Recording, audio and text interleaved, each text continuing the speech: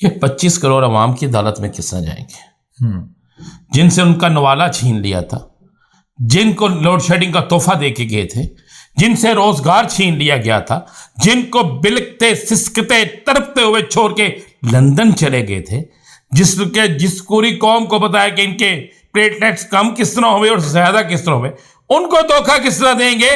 और मैं आपको ये बता दूं, मैं चैलेंज से कह रहा हूं, क्योंकि मुझे यकीन नहीं था कि कानून बिक जाएगा। मैं लफ्ज़ सख्त कह रहा हूं, मुझे यकीन नहीं था कि इंसाफ बिक जाएगा, इंसाफ बराए फरोहत होगा, मुझे ये यकीन नहीं था। लेकिन ये यकीन मुझे है कि मेरी बादशाह अवाम बेशक सोई हुई है, लेकिन वोट नवाज शरीफ को नहीं देगी। क्यों नहीं हम खां से आप किताब लिखवा सकते हैं, आप बाकी काम कर सकते हैं। भाई मैं तो नहीं कहता, वो कहती है ना, मैंने नहीं कहा ना आपने कहा है, वो कहती है भावलपुर में कोई जादूगर है जहां से तमीज कराती हैं। 25 करोड़ अब हमसे फैसला नहीं ले सकते। बेशक हमारा दोस्त फरूक जोरी सोया हुआ है, खराटे मारता है, लेकिन जब वोट का मसला आएगा तो ये फिर भी वोट उसी को देगा जिसको हक बनता है। बिस्मिल्लाहिर्रहमानिर्रहीम, अस्सलातु वस्सलामु अलैका या सय्यदी या रसूलल्लाह व अला आलिका व सहाबिका या सय्यदी या हबीबल्लाह। व्यूअर्स, मैं हूं आपका अपना मोहम्मद शाहिद चौधरी, आप देख रहे हैं मेरा यूट्यूब चैनल। आज एक मरतबा फिर से मेरे साथ हैं सीनियर सहाफ़ी एंकर पर्सन राना मोहम्मद अजीम साहब, जो कि बड़ी खबरें आपको दे रहे हैं। आज तो पाकिस्तान की सियासत के अंदर एक नई खबर जो है, जो सबको पहले से मालूम भी थी कि शायद ऐसा ही होगा, और आज मियां मोहम्मद नवाज शरीफ को हिफाजती जमानत जो है वो मिल चुकी है। मीनार पाकिस्तान पर स्टेज सज चुका है और राना मोहम्मद अजीम साहब से जानते हैं, राना साहब ये क्या हो रहा है, इसकी हकीकत क्या है और आइंदा क्या होने जा रहा है। बिस्मिल्लाहिर्रहमानिर्रहीम, अस्सलातु वस्सलामु अलैका या सय्यदी या रसूलल्लाह, अस्सलातु वस्सलामु अलैका या सय्यदी या हबीबल्लाह। आइंदा ये होने जा रहा है, हम बेबस ज़मीर जिसके मर गए हों, जिस कौम के, जो कौम सोई रहे, तो वहां पर ऐसे ही फैसले होते हैं। एक ऐसे शख्स को जो कई केसों में मतलूब था, जेल से गया, जिस पे पाकिस्तान के तमाम सीनियर वकला ने कहा कि इन्हें किसी सूरत बेल नहीं मिलती, उन्हें बेल दे दी गई, और इतना स्पीडी बेल दी गई जिसकी इंतहा कोई नहीं। किधर गए वो हमारे जजेस जो कल कहते थे कि इमरान खान को एम्बुलेंस में लेकर आओ फिर उसे बेल देंगे? तो आज नवाज शरीफ को भी लाते ना हथकड़ी लगा के, उसे भी लाते पुलिस की हिरासत में। कहीं तो ऐसे प्रोग्राम कर रहे हो यार, शायद छोड़ दो, मुझे भी और आपको भी, हम सबको जर्नलिज्म छोड़ देनी चाहिए, इसलिए कि सच बोल नहीं सकते। सच बोलेंगे मर जाएंगे, सच नहीं बोलेंगे तो जमीर मार देगा। ये वही अल्फाज हैं राना अजीम साहब के जो पूरी कौम सवाल कर रही है कि जब मियां इमरान खान के हवाले से था तो उन्हें कहा गया था कि उनका पावर ऑफ अटॉर्नी जो है, जो नईम बचौदा साहब जमा करा रहे थे, नहीं माना जा रहा था। कह रहे कि जैसे मर्जी हैं इमरान खान आए, और उस वक्त इमरान खान अपना बायोमेट्रिक ही करवाने गए थे जब उनको पहली दफा जो है वो गिरफ्तार किया गया था। यही बात राना मोहम्मद अजीम साहब कर रहे हैं, और यही बात पूरी कौम जो है वो पुकार कर कह रही है कि मियां नवाज शरीफ का पावर ऑफ अटॉर्नी जो है वो तो कबूल कर लिया गया और उनको ये जमानत जो है वो मिल गई, उनका केस सुना गया, उनके ऊपर कोई इतराज जो है उस तरह से नहीं लगाया गया। तो ये चीजें तो हैं राना साहब, अब जो होना था वो तो हो गया। मियां साहब की वापसी हो रही है, मीनार पाकिस्तान का जलसा हो रहा है। आज हमने चक्कर भी लगाया, बड़ी उन्होंने इंतजामात और लाइटिंग शाइटिंग पूरे पाकिस्तान से टारगेट समझ कि ये लिख के दे दिया गया। जिस तरह उन्होंने जन्नत के टिकट बांटे हैं, इस तरह उन्होंने ये बांटा है कि जनाब अगली हुकूमत हमारी है, वजीर आजम नवाज शरीफ है, बस किसी तरह बंदे ले आए यहाँ पे। देखिए, आज के फैसले के बाद तो वो जो कहें मुझे सच लगता है, लेकिन ये फैसला दिया 2 जजेस ने, ये फैसला हुआ एक अदालत में।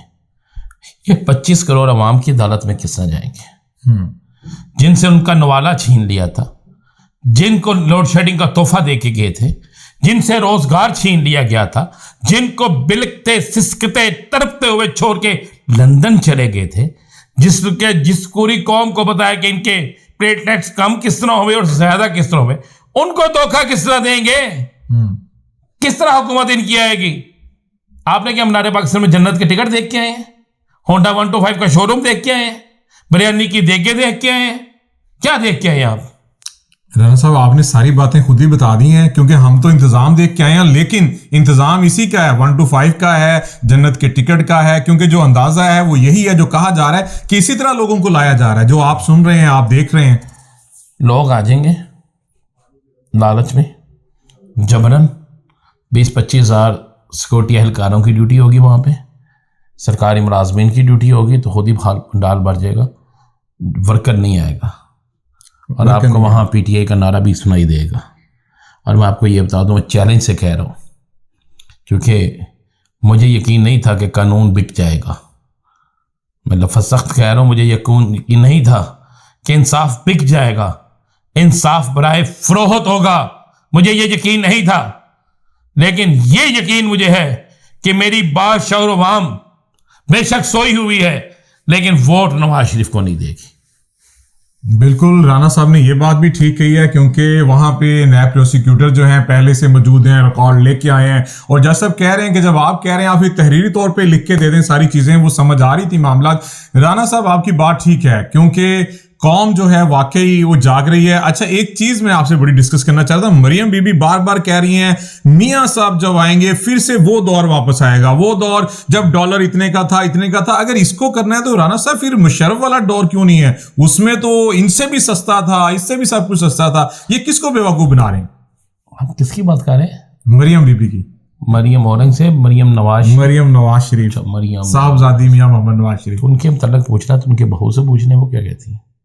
राना साहब, वो आपको पता है मामला, फिर हम कहते हैं कि नहीं इन चीजों में। क्यों नहीं हम कहां से आप किताब लिखवा सकते हैं, आप बाकी काम कर सकते हैं।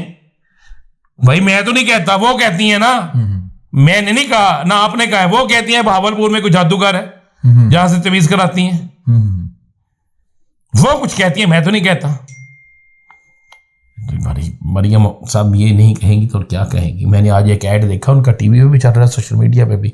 वो जी सैटरडे को क्या बुलाना जी, मैं मियां साहब के जलसे में जा रहा हूँ। अच्छा, उसमें एक बात उसने कही, उसने जन्नत का टिकट नहीं कहा, उसने कहा मियां साहब ने ये करा दिया, ये करा दिया, ये करा दिया। तो यही होना था। ये जितना मर्जी कोशिश करें शाहिद साहब, 2 से फैसला ले सकते हैं, 21 से फैसला ले सकते हैं, 25 करोड़ अब हमसे फैसला नहीं ले सकते। बेशक हमारा दोस्त फरूक जोरी सोया हुआ है, खराटे मारता है, लेकिन जब वोट का मसला आएगा तो ये फिर भी वोट उसी को देगा जिसको हक बनता है। बिल्कुल सही है। अच्छा राना साहब, ये बताएं, अभी पिछले दिनों हमदुल्ला साहब ने एक बात की, उन्होंने कहा इमरान खान से डील भी होगी, उनसे बात भी होगी, लेकिन किस वक्त अगर उनका मियां नवाज शरीफ बेनजीर से हो सकती है, त्यारा हाई जैक करने वाले से बात हो सकती है, उसे वजीर आजम बनाया जा सकता है, तो कप्तान से भी बात हो सकती है। क्या आप नजर आ रहा है कि कहीं ना कहीं बात तो करनी पड़ेगी? कप्तान के बगैर गुजारा नहीं, कप्तान के बगैर वोट नहीं, कप्तान के बगैर सिस्टम नहीं चलेगा। बस इसका मतलब है कि कुछ ना कुछ तो करना पड़ेगा, लेकिन उससे पहले कप्तान के साथ और सख्ती करेंगे।